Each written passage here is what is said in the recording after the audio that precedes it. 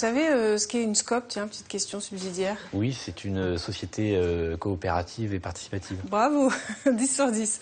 Alors, on va aller voir justement comment fonctionne ce modèle. Les associés majoritaires sont en effet les salariés dans une SCOP. Ils détiennent 65% des droits de vote et ce sont eux qui choisissent le patron. De quoi donner du baume au cœur pour aller travailler le lundi matin. Vous voyez le reportage de Thierry Scharf. Et si entreprise ne rimait pas forcément avec patron et employé? Et si le salarié était aussi propriétaire de son entreprise et pouvait décider du sort de sa société? Utopique? Eh bien pas du tout. Bienvenue dans les SCOP, sociétés coopératives et participatives. On en compte 2000 en France et chaque année, 200 nouvelles se créent. Une vieille histoire puisque la première coopérative date de 1832 et dans le monde les coopératives, eh bien c'est 100 millions d'emplois. Cette société, numéro 1 dans la couverture de monuments historiques, est l'une des plus anciennes SCOP françaises. Avec près d'1 millier de salariés, cette SCOP apporte la preuve que cette structure peut faire de vieux os et connaître un beau développement, même avec un PDG pas comme les autres. Être PDG d'une SCOP, tout simplement, c'est être un chef d'entreprise qui est élu par une grande partie des salariés de l'entreprise. Les salariés qui élisent le PDG, ce sont des salariés qui sont sociétaires et au cours d'une assemblée générale, ils élisent les administrateurs de l'entreprise, sachant qu'un sociétaire a chacun une seule voix en assemblée. Quelles que soient les parts sociales qu'il a dans l'entreprise, on a le principe d'un homme, une voix. Pour être sociétaire, il suffit d'avoir un an d'ancienneté. Franck en a presque 25 à son actif. Être sociétaire pour cet ouvrier, c'est une fierté autant qu'une responsabilité. Sociétaire, c'est un investissement de soi-même. On partage les efforts, le travail. En fait, on est tous un peu patrons de nous-mêmes. Patron, Guillaume l'a été pendant des années, jusqu'au jour où il a fait faillite. Il a même dû revendre sa maison. Ça va, Xavier? Ça va bien? On prend tous les risques en tant que patron quand on est tout seul. Financier, juridique, on prend tout. Tout est sur les épaules d'un entrepreneur. J'étais pas en SCOP à l'époque et j'aurais dû. Guillaume a rejoint la SCOP il y a 2 ans. Il apprécie d'être associé aux décisions.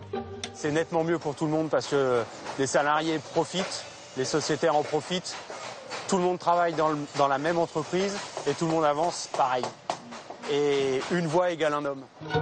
Des valeurs auxquelles Madame la DRH croit dur comme fer, surtout après avoir dû à contre-cœur mettre en place plusieurs plans sociaux dans des entreprises précédentes.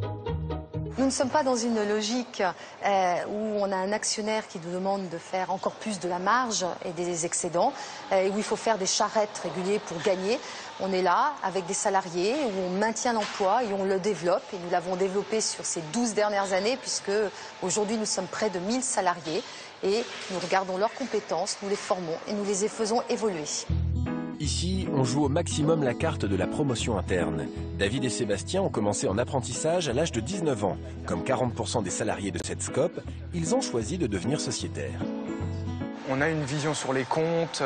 Tous les ans, il y a un bilan qui nous permet de voir justement cette comptabilité qu'on ne verrait certainement pas si on ne faisait pas partie de ce système. Et on trouve ça très transparent. Et au moins, on est toujours au courant de ce qui s'y passe. Alors, les résultats de l'entreprise sont répartis en 3 tiers équitables. Un qui va sous forme de participation à l'ensemble des salariés, un sous forme de réserve qui reste dans l'entreprise et une part qui sert à rémunérer l'investissement que les sociétaires font dans l'entreprise puisqu'ils investissent une part de leur salaire tous les mois dans l'entreprise.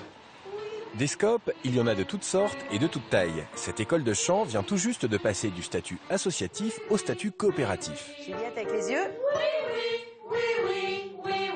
Voilà. Et vous parlez à vos collègues d'en face. T'as passé des bonnes vacances? Oui, oui. Une école en plein essor qui avait besoin d'un nouveau cadre pour grandir harmonieusement sans renier ses valeurs. On est sur le développement d'artistes, on est sur l'émergence, on est sur l'accompagnement, sur le conseil. Donc c'est pas des choses de toute façon de l'ordre du business. La SCOP, à la fois on garde les valeurs de l'association, mais en même temps on a d'autres avantages où il peut y avoir des investissements, des avantages d'une société, d'une société commerciale. On avait vraiment envie que cette structure nous appartienne, ce soit notre propre entreprise, avec des décisions, une gestion, et que peut-être qu'en effet, l'investissement qu'on y a mis, chacun puisse faire des petits un jour ou l'autre. Voilà, des pépettes.